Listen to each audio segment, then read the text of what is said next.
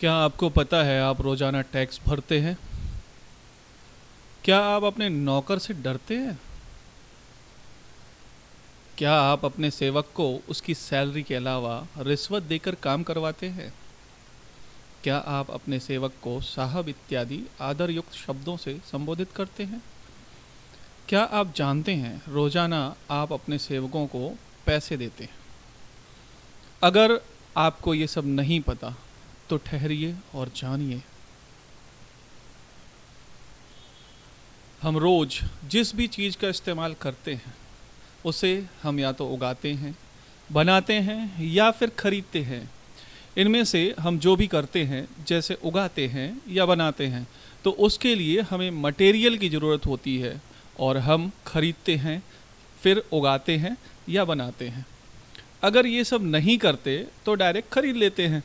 पर एक चीज़ करना ही है, वो है खरीदने का काम।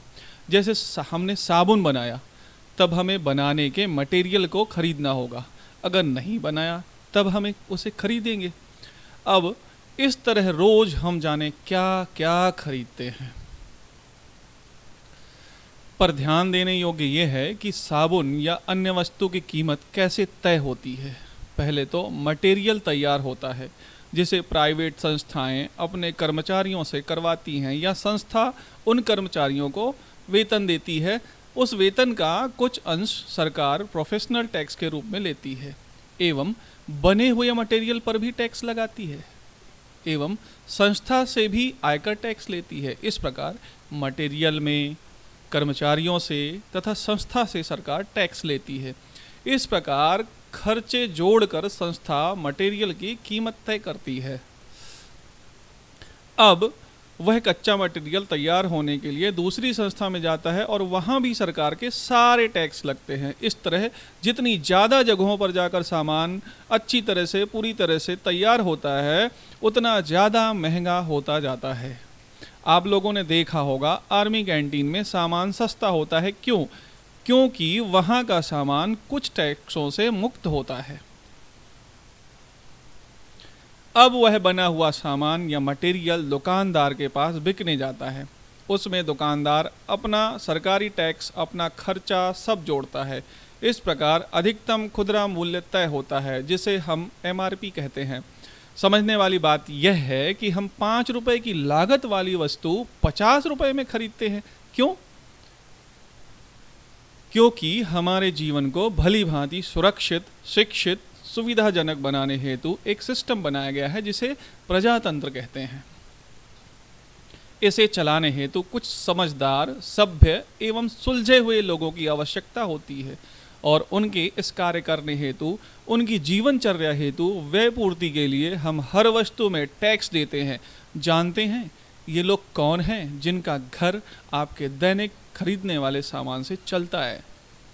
वो हैं सरकारी कर्मचारी, जैसे शिक्षक, डॉक्टर, पुलिस इत्यादि सारे सरकारी कर्मचारी, इनके अलावा सारे मंत्री इत्यादि। लोग कहते हैं सरकारी स्कूल या सरकारी हॉस्पिटल में फीस नहीं लगती, सब फ्री है। आपको पता ही नहीं कि आपने हर सरकारी सुविधा का उपयोग भले ही ना किया हो, पर फीस तो आप ना जाने कितनी भर चुके और जीवन भर भरते रहेंगे। यह ज्ञान का अभाव है कि प्राइवेट संस्थाएं अपने पैरों पर खड़ी होकर आपकी कुछ फीस लेकर आपको सरकारी सुविधाओं से अच्छी सुविधा देती है, पर लोग अज्ञानवश उन्हें ही दोषी मानते हैं। क्या आपका कोई भी कार्य निजी संस्था अच्छा, जल्दी एवं सुविधाजनक बनाता है या सरकारी? जी हाँ, निजी संस्था।